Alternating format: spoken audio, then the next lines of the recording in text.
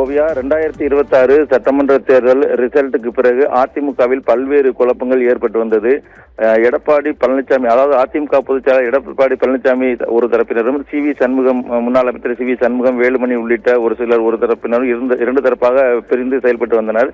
இந்த நிலையில் தமிழக வெற்றி கழகத்துக்கு சட்டமன்றத்தில் சண்முகம், வேலுமணி உள்ளிட்ட அவரோட 25 பேர் மேற்பட்டோர் தாவேகாவுக்கு ஆதரவு அளித்து வந்த நிலையில் முன்னாள் அமைச்சர் விஜயபாஸ்கர், சண்முகம் உள்ளிட்ட பல்வேறு முன்னாள் அமைச்சர்களுடைய கட்சி பொறுப்பை அதிமுக பொதுச்செயலாளர் எடப்பாடி பழனிசாமி கட்சி பொறுப்பிலிருந்து நீக்கி உத்தரவிட்டிருந்தார்.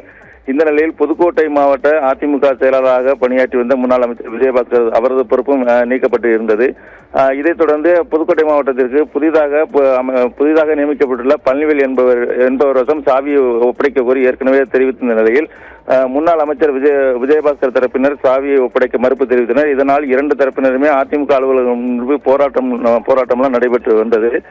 இந்த நிலையில் வருவாய் கோட்டாட்சியர் தலைமையில் நேற்று இரண்டு தரப்பினருக்கும் பேச்சுவார்த்தை நடப்பதற்காக இரண்டு தரப்புக்கும் அழைப்பு விடுக்கப்பட்டிருந்தது. இந்த நிலையில் புதிதாக பதவி வழங்கப்பட்டுள்ள பழனிவேல் தரப்பினர் மட்டுமே மாவட்ட வருவாய் அலுவலகத்திற்கு விசாரணைக்கு ஆஜராகியிருந்தனர்.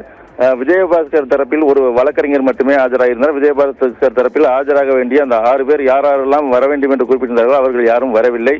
இதனால் அந்த பேச்சுவார்த்தை தோல்வியடைந்தது. இதனாலே இன்றும் மீண்டும் பேச்சுவார்த்தைக்காக இரண்டு தரப்பினருக்குமே நோட்டீஸ் அனுப்பப்பட்டிருந்தது.